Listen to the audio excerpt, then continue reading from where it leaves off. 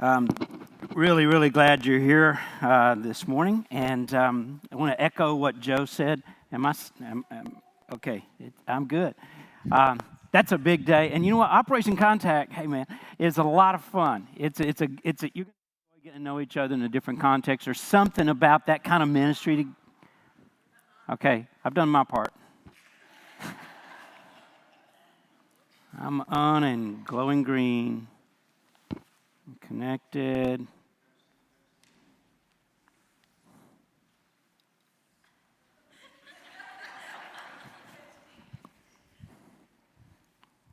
Okay. Still. Check. You're on the front row. Yeah, I can. Okay. We're going to take about 4 minutes here and just let everybody move forward. Am I still? You're not on. If I use my like Southern Baptist preacher voice, I think you would be able to hear me. And all of God's people said, okay. All right, I'm going to keep rocking along here. Everything looks good on my side. So when these guys work with, these are great guys, tech guys. Never get attention unless something. It's kind of the way it happens. But I do hope you'll take part if you can. I'm still getting those. In Operation Contact, it's an awesome day, and it makes a big difference. I've had so many parents and students later to say, never seen that. What a unique idea. And just to give that away. Have you ever been so hungry that you started like snapping at people? Yeah. Maybe you have. A lot of us have.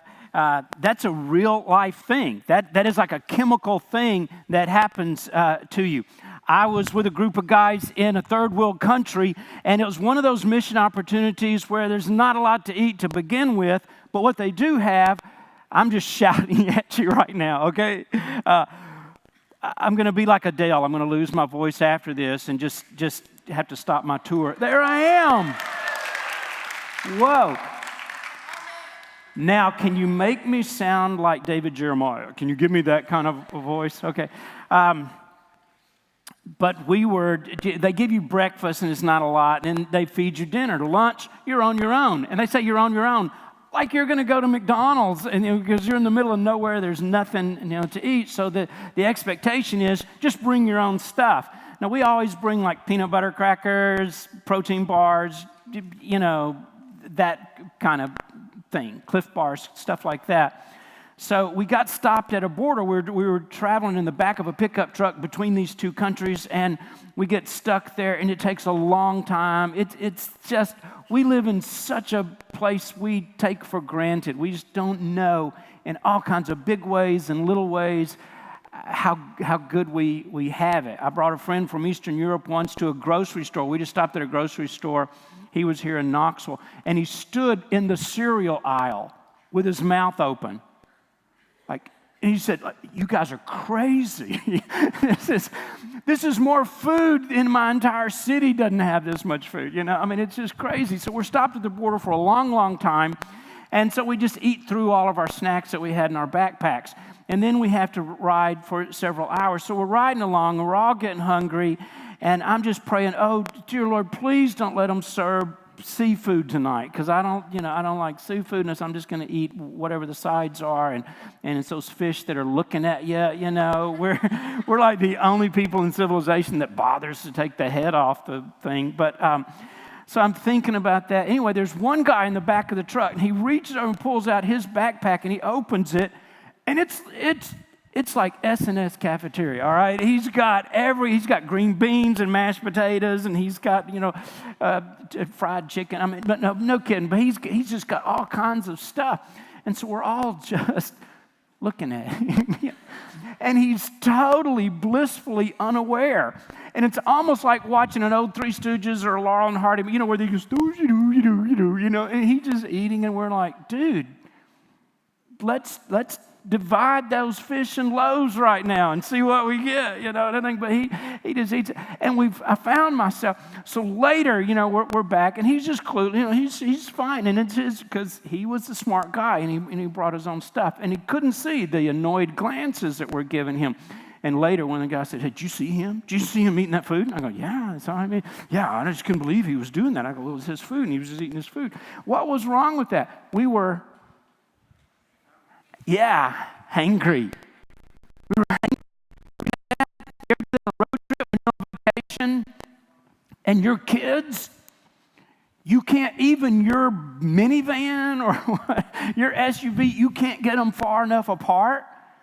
And they just, I remember one time we were headed down to Florida on vacation and told our kids, okay, don't talk to each other, don't look at each other, and most importantly, do not touch each other. So my middle son, always the middle son, right? Middle children, okay. He reaches his hand over in front of his sister, about a foot. He doesn't look at her, doesn't speak to her, doesn't touch her. He's checked every legalistic box, but he puts his hand and just,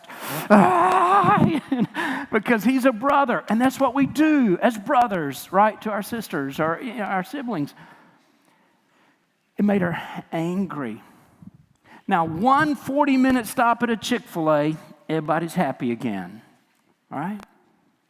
And then they like the music that's on the radio. They like, everything. That's a real thing to get angry when you're hungry.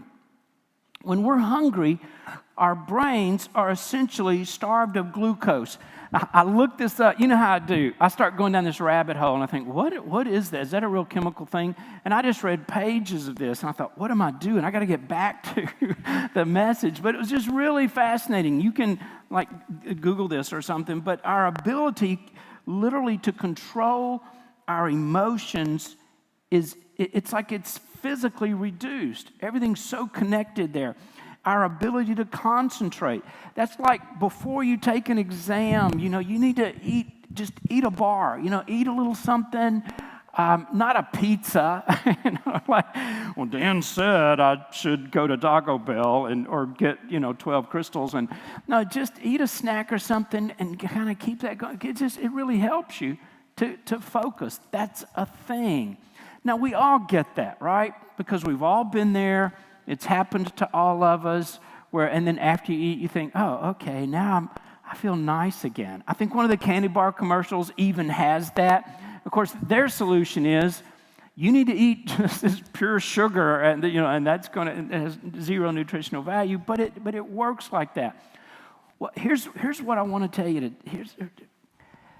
As much as we get that in the physical realm, just like a lot of other principles, that's what happens to you spiritually when you aren't nourished.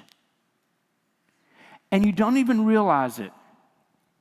You know how hangry kids or hangry adults, they don't kind of see that about themselves. They're not aware at the moment until somebody points out, like, hey, we got to get you a bag of chips. We got to get you a peanut butter cracker because you're there. Folks, the same thing happens to us in our spirits. Holy Spirit resides in us. And it's like we shut that down. And our spiritual glucose, I know that's like so corny, right? But it's kicked in. And something happens to us. So here's the big idea about this message today within this series, second part of this series called Upside Down.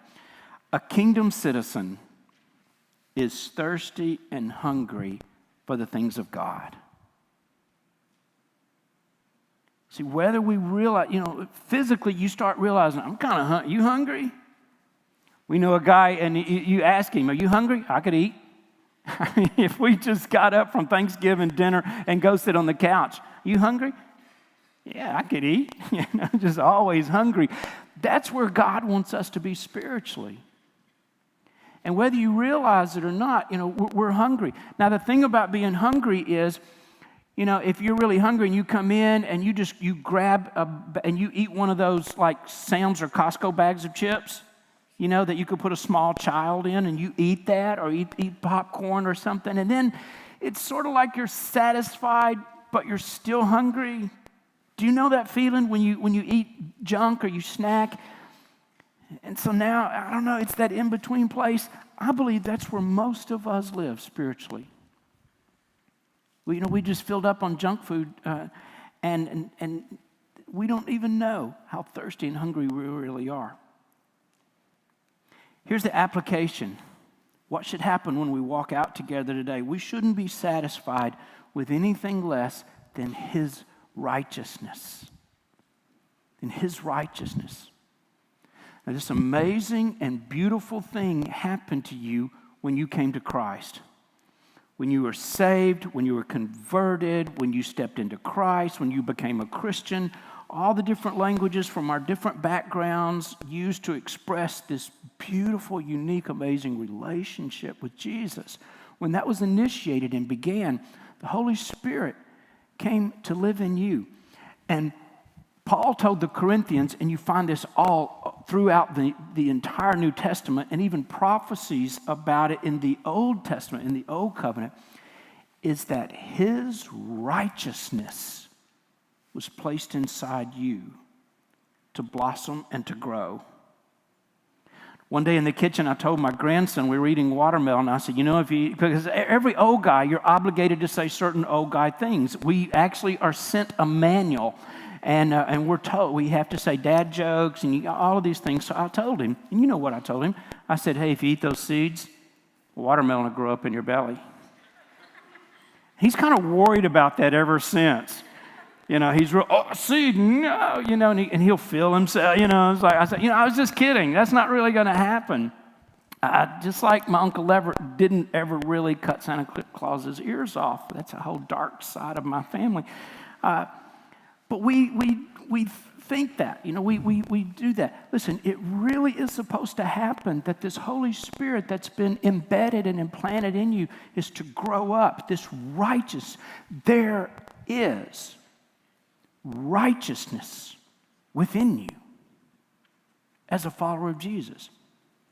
And some of you, because you've been hurt and wounded and damaged, and you've been through stuff, and you've got history, and every time you try to take a step forward, the enemy throws up your past to you and tries to drag you back into that muck and make you live there again. Listen, there is righteousness. He doesn't want you to know this. There is righteousness inside you. Jesus said this, and this is in His upside-down kingdom. He wants believers to be hungry and thirsty, but not for food, for the righteousness of God. So He said this in Matthew chapter 5, verse 6. It's the next beatitude.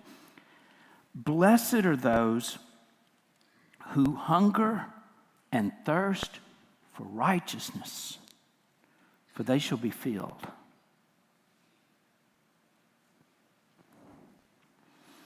Nutritionists emphasize the importance of one's diet and the effect that has on us.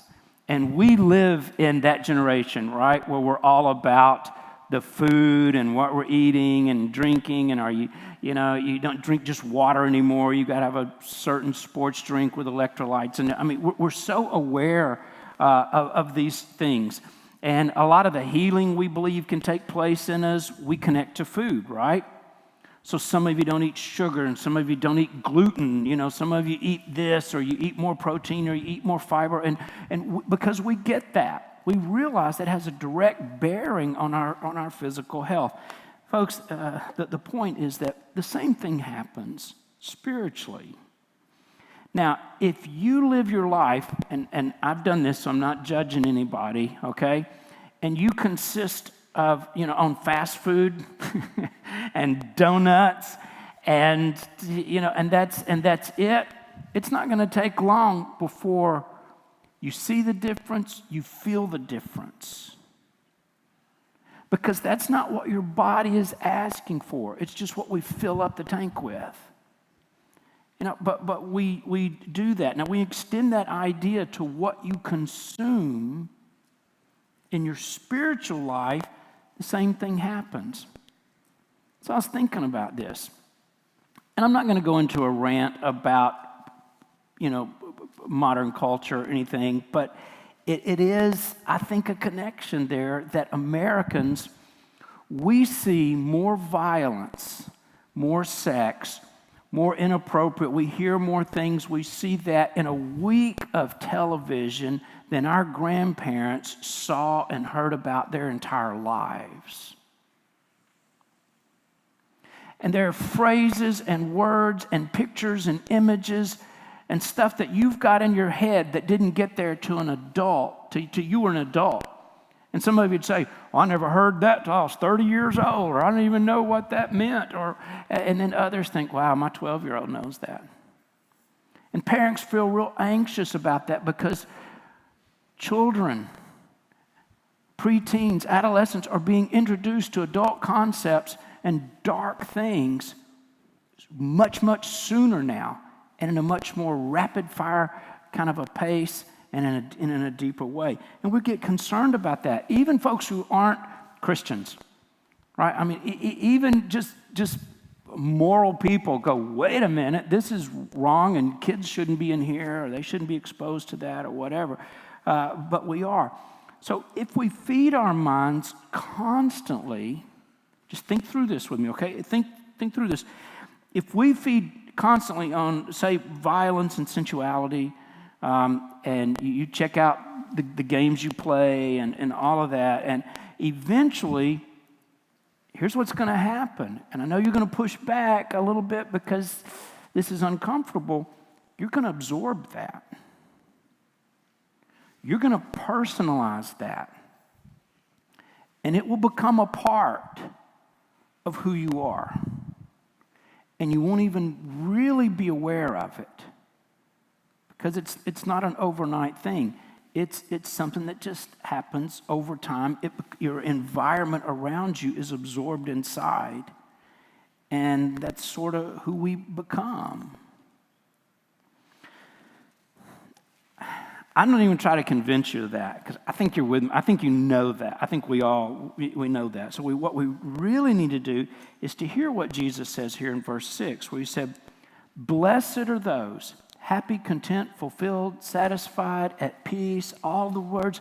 A couple weeks ago or last week, we talked about that it's really, really hard to define what blessed, we don't have an English word for blessed.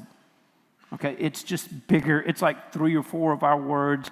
Fortunate, happy, we try to wrap our minds around it. But he said, if you really want to reach, that place, you need to hunger and thirst for righteousness.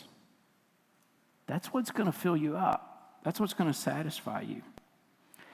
So first of all, we've walking through this little section of Scripture. It says the person who comes to God must be poor in spirit. And that means that we realize I'm spiritually bankrupt. I don't really have. I've been trying to fix myself and trying to do that, but in God's sight, I'm spiritually bankrupt. And secondly, he says we must mourn. And that one always hit me like, wow, to be happy, I've got to be sad. That, doesn't make sense. But it doesn't refer to just the kind of sorrow that we experience when we're sick or, when there's been a death or something like that. This is a sorrow over sin. And it can be, can have all these other things attached to that. There can be a conviction about that sin or just this remorse and this regret because we feel that and there's something that just happens. To people, and I've seen this all over the world. I've seen this where people have that sense of, wow, there's something wrong about me. There's something in me. There's something, and we don't have to be told that, this sorrow over sin. And then the third one, he said, we must also be meek or humble. So those Beatitudes have expressed the need. And we kind of get to this place where we're like, wow, I have this need, I have this lack, this place in my life. So here, and today, in this fourth beatitude, there comes a solution. If we hunger and thirst after righteousness, he says, God's going to fill you up with righteousness, and he's going to declare you righteous, and that's going to be incredibly satisfying. And it's going to do something in your soul, in your spirit, in your mind, in your heart that nothing else does. Because that's the way we were built. Now, I want to talk about this hunger and thirst part of it, because I think there's two parts. There's that part, that process, what happens, and then this idea of what it is we're hungry for, which is righteousness. One of the greatest problems in understanding this beatitude, I think, comes because most of us are North Americans, and most of us have never really genuinely known thirst or hunger over an extended period of time. I mean, I was raised in a lower middle income class home. We didn't have much. I mean, we were broke. I got my first job at 12. I had a work permit to leave high school so I could contribute to my family's income. I mean, we just, I'm not going to poor mouth, but we didn't have a lot. But I never was hungry. I always had something to eat. So this is hard for us to relate to because we kind of don't understand the urgency of what Jesus is saying when he describes somebody that in his mind is starving to death. He's talking about somebody so dehydrated that if they don't get something to drink, they're just going to die. Hunger and thirst, and I guess oxygen, represent the basic requirements for life. Certain things that are just not negotiable. There's certain things you feel like if I don't get that, I'm just going to die. You're not going to die. You're going to be okay. But these, if you don't get them, you're not going to last very long. So that's what this is about. Now, I wanted to illustrate this, and, I thought I'm going to get somebody up here, and I'm just going to clamp my hand over their mouth and just hold just hold until they just can't breathe. And so you could all just see and just watch, and you're thinking, oh my goodness. And finally the person just goes, like that. And you've all done that in a pool or maybe on a dive or snorkeling or something, and you just had to have some air. And that's all you could think about. But I think you just got the idea without me doing that. But a starving person is so single-minded. It's just this all-consuming passion for food and water, and that's all you want. I've been to a few places where people were hungry. I've been to places where the number one problem in a village or a town was malnutrition, and all the problems that result just from that one issue. And they don't even want a lot of the things that we have. And that we think, oh, my cell phone is so old, I want a newer one. They just want something to eat. They don't want that car, they don't want that thing, they don't want to go there, they just need to eat. We don't get that. Because a starving person is, they don't want to eat. A guy who's starving doesn't think, I just really, really want something to eat, and I'd like a new suit. A starving woman doesn't say, I'm so hungry. I just want something. I haven't eaten in days and days, and I just need some food and a new car. No, you're not thinking about that right now because this desperation is very singular-minded. Nothing else has any attraction or appeal. Nothing else can get your attention. My son and a friend of his spent a few days hiking up in Virginia on the Appalachian Trail, a little part there. You know where Grayson Highlands is? Where the wild ponies are and those meadows and everything is really beautiful. So they just took their own food, and they just took this small amount of food. And I'm like, man, I just don't think you got enough food. And I just want to load them down because I'm thinking about this message, and I'm thinking about nutrition and how important it is. And he said, well, we didn't eat all the fruit bars, and we ate this, and we ate all the cookies. Of course, you ate all the cookies, But you got to think about that, right? And most of you plan that. You plan your grocery shopping. You plan, okay, I'm going to get this at Aldi's, and I'm going to get this at Kroger, and this at, and you've got all your stuff, and you've got to feed your family, and you think about the meals and everything. And this is something that's important to us. And when you're hungry, nothing else has any attraction or appeal. Nothing else is going to get somebody's attention who's really, really hungry. That's what Jesus is talking about with righteousness. Jesus is saying, blessed are those who are so craving for the things of God. And it's so intense. It's just like the craving physically for food and water, and nothing else will do. You can't show me anything else or bring me something else and go, I don't have any righteousness, but I've got this. No, I don't want that. I don't want that. So the object of this spiritual hunger is righteousness. Some people hunger, we hunger for all different kind of things. Some of you just want position or power or prestige. Some it's just about pleasure. You just want to have fun. You just want to feel good. Or you need that affirmation. You need people praising you, and you just kind of, you drink that up and you're thirsty for that. So there's all kinds of things. The reason is that none of that ever really fully satisfies you. And by the time you've got that, it's like dopamine. By the time it comes up and then goes back down, it's like, I'm ready for another hit. I need some more. I need more of that. It can't do it. You weren't wired that way. The prophet Jeremiah says this. This is so good. In Jeremiah 2:13, he said, they have forsaken me, the fountain of living waters, and have built for themselves cisterns, broken cisterns that can't hold water. I guess such a word picture for our culture. And we just keep chasing after everything. Even those of us who are Christians, there's these movements within Christianity, and we go after that, or we go to this conference and seminar, and we listen to this person, and we think, I think this is it. I think this is going to be the answer. And it kind of fizzles out after a while.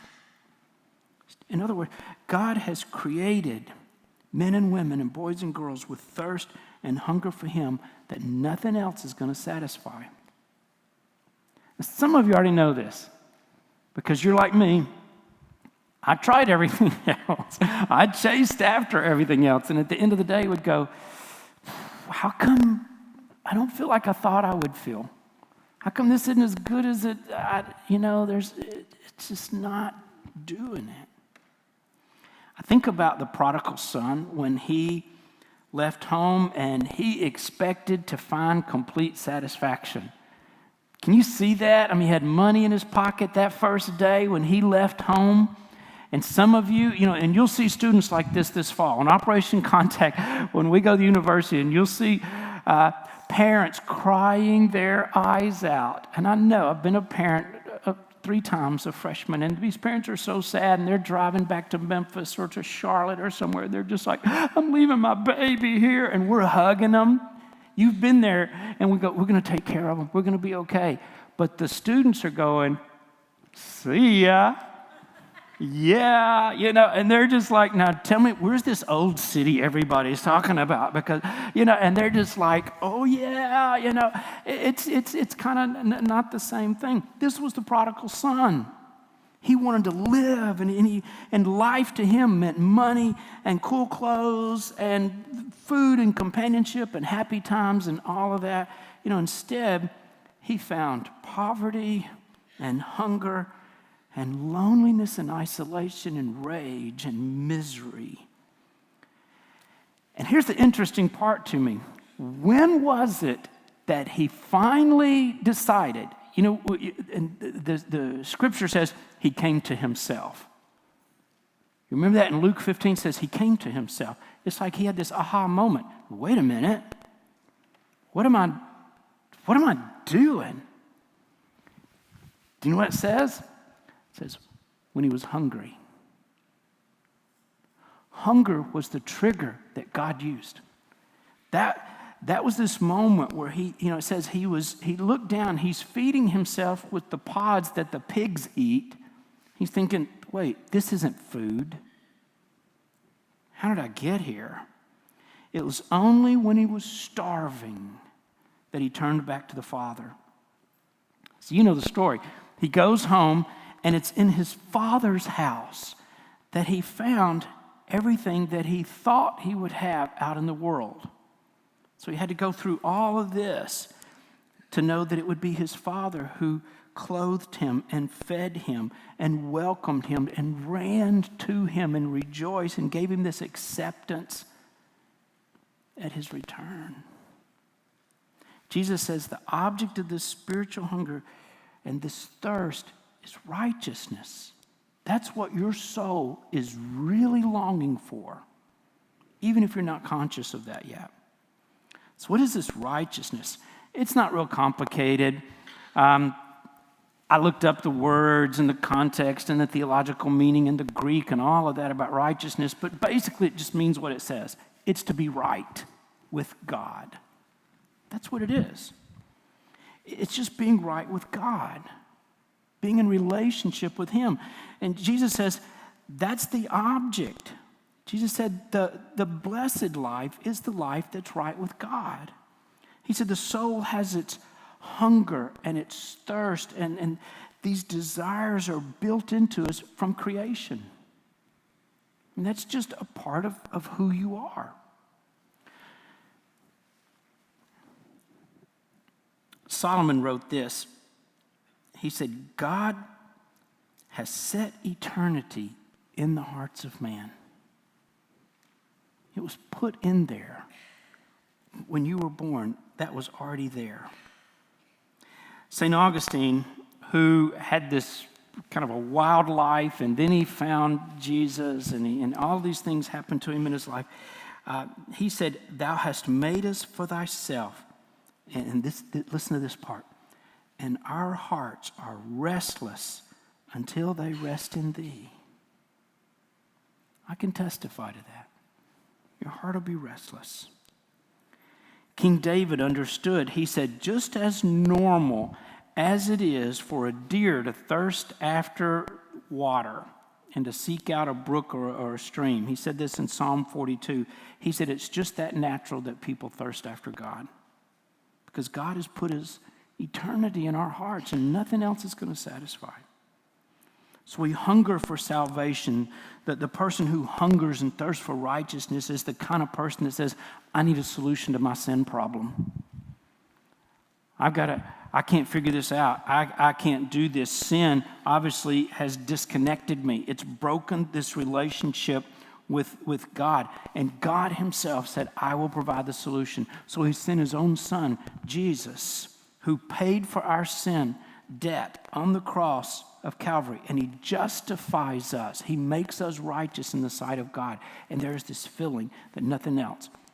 So if you're disconnected from Christ, you've never known God through Jesus, this is what you're looking for. This is what your heart's longing for. The person who hungers and thirsts after righteousness. And then when we enter into that experience of salvation, then we start hungering for more. And I'm going to call that sanctification. Okay, it's a big fancy word, but Jesus said, blessed are those who continuously, who go on thirsting and hungering for righteousness.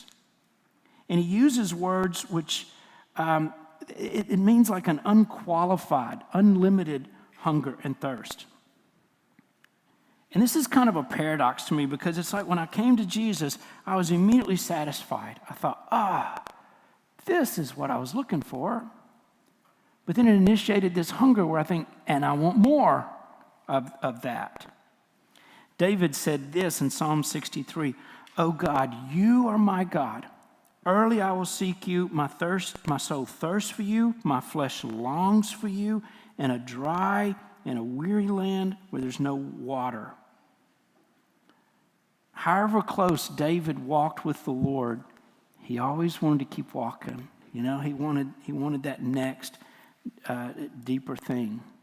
So that was the Old Testament. Same thing, New Testament. Paul who wrote most of the New Testament, yet he said this in Philippians 3:10, that I may know him and the power of his resurrection and the fellowship of his sufferings. Paul said, well, I just want to keep knowing you. I want to know you more. I want to know you better. So the question is, how can I tell if I'm hungering and thirsting after righteousness? Let me just suggest a couple of things. One, are you satisfied with just yourself? Or do you feel this constant pain, this thing in you that feels like I'm falling short? I don't think I'm getting that. You know, I don't know if we're really hungering and thirsting for righteousness as long as we're holding on to any sense of that we in and of ourselves, I'm either good enough, I got this, or I'll never be good enough, it'll never work because, you don't know, I'm so bad. Both of those are inaccurate. As long as we believe that it's because of who we are, what we've done, that I'm going to see God. You're still living in unrighteousness. You're still living in your flesh, in yourself. It's still about you. Another question I'll ask you just as we do this little checkup here is, are you willing to deal with the hindrances in your life? You may say, you know what, I believe in Jesus with all my heart. I really, really do. And I've had a lot of people say this. But you know what? I'm not that hungry after spiritual things. To be honest with you, I don't like reading the Bible. I don't like going to church. I don't like those things. Just aren't very appealing to me. I don't want to be a part of this or to do that. Have you ever stopped to consider what it is that's had an influence on how you feel? Have you ever filled your appetite with the wrong things, and then you think, no, you ever told your kids, no, don't eat that because it'll spoil your appetite. We're going to eat, no, dinner's going to be ready in an hour, so don't fill up on fill in the blank, right? I think that's one of the things you have to ask yourself is like, wow, am I so distracted because I've eaten a lot of junk, beforehand. Isaiah 55:2 says this, why do you spend money on what is not bread? And why are your wages, for something that doesn't satisfy? He said, listen carefully to me and eat what is good. Let your soul delight itself in abundance. Those are people, those who are hungering and thirsting, sometimes, what they do is they put themselves in the place where they can get that satisfied. They lean into the way of getting it. When you're driving down the expressway, maybe you're going down 40, you're going somewhere, or 75, I'm getting hungry. I'm going to get hungry too. So you get your phone out and you check Yelp, or you start watching, or you see those green signs and it says Cracker Barrel 7 miles, and you're like, yeah, and you start thinking about it. You start looking, you go through the drive-through. You walk in. I walk into my kitchen sometimes and I just open the refrigerator door and I'm just standing there. I go to the pantry and I open it up and I'm just looking at all the food. I'm putting myself in a place where the food is, okay? And those are people who usually find the food. You're in the drive-through and you're saying, I'll have the spicy deluxe and the waffle fries and the diet lemonade. Just made that up. The person who's really hungry is not going to miss an opportunity to be in the right place to find righteousness. The person who seeks righteousness isn't careless about their attendance in worship. It's not haphazard. It's not, well, we get up and, I don't know, you want to go today? Or, you're going to seek godly company. You're going to seek instruction. When you're serious about righteousness, you're going to afford yourself the opportunity to understand God's word. You're going to build that into your day. And the result of that, a lot of us, we've seen the statement or the advertisement whenever you go, like you're in Sam's or Costco or Walmart or somewhere, and there's a product there, and it says, satisfaction guaranteed. Or one of those infomercials on television, you'll say, satisfaction guaranteed. Well, the promise of spiritual hungering and thirsting for righteousness is you're going to be satisfied. This is passive in the Greek, which says they shall be satisfied. It's going to be something that happens to you and for you and in you. And our part is just to seek it. God's part is to satisfy. Okay? The psalmist said, "For he satisfies the longing soul, and he fills the hungry soul with goodness." He'll do that for you. Now, let me be just real blunt.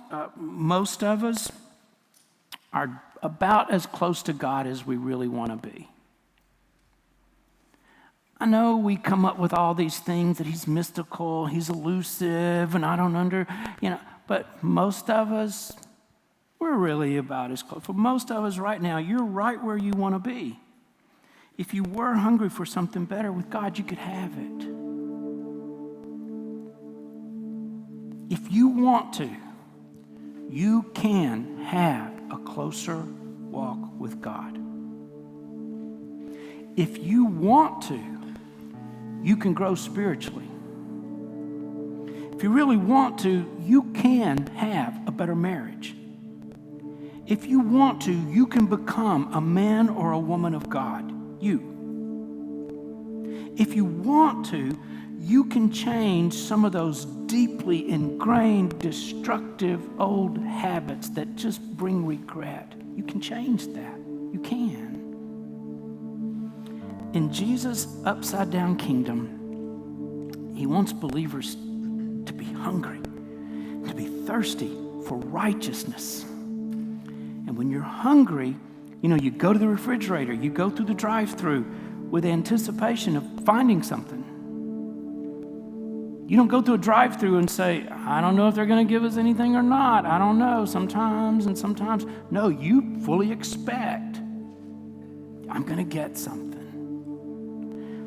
So when you come to church, when you sit down in the mornings or during your day with the Word, when you gather together with a small group of people and build community around righteousness, you're going to be satisfied. But you got to do those things. And you got to do those things with anticipation, realizing, God, I'm trusting you. You're going to do that.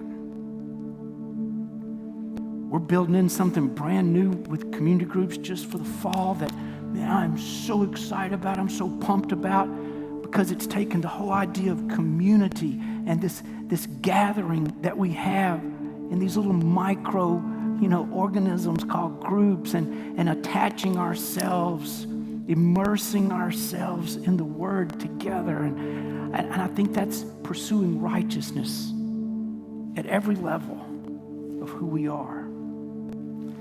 The question is, do you want to? Will you engage? Will you begin today saying, God, I seek after a lot of stuff in my life. I'm going to let some of that go, and I'm going to seek after righteousness. I know it may be rough. You may feel a spiritual attack. You may feel apathetic. There's going to be, don't pay attention to your emotions. Physically, you're going to get distracted. Believe me, the enemy's, if you turn around and go the other way, he's not going to say, oh, that's okay. I'm fine with that. It's not a problem. No, he's going to come against you. And people and circumstances, it's going to, you know what? That's just an indication I'm on the right track. All right? So don't let that stop you. Push through. Seek. Just like you're starving. Just like you're dehydrated. Say, I'm going to get righteousness. I'm going to pursue that. And God is going to satisfy you in a brand new, fresh, amazing way. Do you want to? Will you do it? Let's stand. As we sing, I want you to begin to think of specific ways you're going to chase after righteousness this week in your life, in your personal life.